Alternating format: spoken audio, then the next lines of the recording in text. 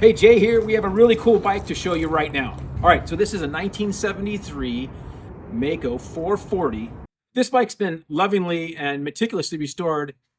I would say even better than restored because now it's more of a race bike than it was in 1973 by Tom Contino. And this thing is amazing. This is for Taylor Cisco.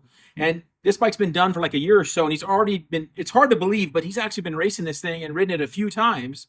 And so he didn't build it just to be a museum piece. And that's what Tom likes. He likes these bikes to be ridden and raced. So we're going to bring him in here and talk about some of the cool things that he did. This thing's awesome looking. All right, so Tom, when you tackle a build like this, it sounded like he wanted to make this thing a lot like your bullet bikes, which are usually 250s, 250 cc bikes.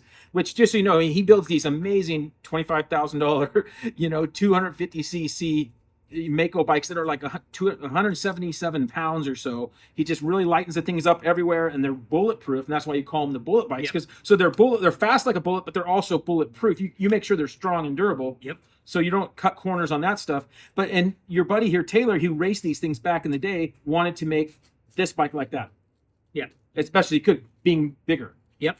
So what we did is the usual. It's got all the hardware is titanium. Every nut, bolt, washers, aluminum or titanium through the whole build, inside and out. Axles, the spacers are all done in titanium and aluminum, front and rear, and then just a lot of drilling of everything to lighten it. It doesn't go quite as far as our Bullet Huskies do, but we took about 12 pounds off of this bike, which is amazing. Quite a bit. 12 pounds off of me. That'd be another trick. Now the titanium, this kind of stuff's not just, there's not just like, you can't just go like Google titanium for a make, like there's not like, they're not for sale at Rocky Mountain. You know what I mean? Like no. Where do you go find titanium for an old Maico? We just we do all the hardware pretty much off of eBay. Okay, you start Googling, and you just have to have all the dimensions of what you're after. You know what the head's got to be, what the length, what the thread pitch. So you're just searching out and finding bolts the right length that will work for say the shock bolt or whatever. Yes. And you want a titanium. And so now you've done a lot of research over the years and found all those bolts and hardware. Yep. And then the engines, when you tear like this engine down, you took this thing down to the frame and did everything. Did you have to do any strengthening to the frame while it was apart? Nope, we didn't do it. We didn't do any strengthening. We didn't change anything from the stock Maico frame swing arm. We used all of that. All of that's stock Maico stuff. We didn't get it all carried away into any of that. Okay, some trick pieces look like this brake, the piece. The brake, well, that's the and brake it has the guide. It has the guide built in. Is that an aftermarket piece? That is. That piece comes from SoCal Maico. Okay. Gary. Yep. He does that. And, we changed the foot pegs. Gary at SoCal Maico, the foot pegs, but all the hardware and all the spacers and everything are titanium. That's awesome. And then the brake arm is all drilled, just lightening up a little bit of everything like you see on the, this is more for looks, but it does. Every little piece, what you have to, when you're doing a build like this and you want to do lightweight, you have to take everything into consideration. You can't go, that's only going to be 30 grams there. That's not even worth it. No, you got to put it all together in a bucket, and then when it's all said and done, that's how you hit those numbers. Okay. And then as far as the performance of the bike, I saw you got a pipe on there. Who makes that? That is a PFR. I believe this PFR makes that pipe. And they make a lot of pipes still for these older bikes, which is cool. Yeah. And then what about this piece here, like this this bracket here, this is all made. We had this all made out of aluminum. It's normally steel. Yeah. And everyone's, they won't hold, they break, they this and that. Well, we reinforced it here with aluminum. And all the studs in the heads are titanium. And then the nuts are aluminum. And it just goes on and on. So you run aluminum nuts, and do you have to retorque those regularly? I mean, you have to stay on top of it all on a regular basis, but when you get into the bigger stuff like cylinder head bolts and stuff like that, the bigger bolts, the titanium stuff, you have to run aluminum, titanium to titanium. They don't like each other. No. It's like stainless steel. Yeah. And you will have problems with them. You won't get it apart.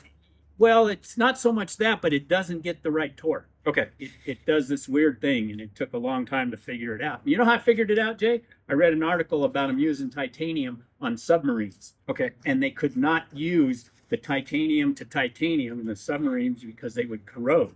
And I read the article, and they talked about the torque wasn't right and everything, and they went to aluminum.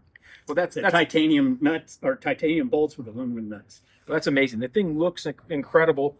Any other trick bits or pieces? I saw you got a That's the your compression release. compression release right here. Yeah. So that helps in kicking this beast, I'm guessing, It's especially the only way. yeah. Way. Yeah. especially because it's on the other side of the bike than what we're used to. So really cool feature there. And No, that's anything else hard to find, or you kind of have gathered up all the bearings and you know how to find gaskets, bearings, pistons, oh yeah, critical stuff. we get everything. You know, Gary SoCal Maico has all of that stuff. And we've been by Gary's shop in Ventura up there. Awesome. You know, he has a great shop, and so he's a good source for you Maico guys as well. He's in Southern California, has a lot of cool pieces, and there's some stuff done on the inside, but I'm not going to tell you.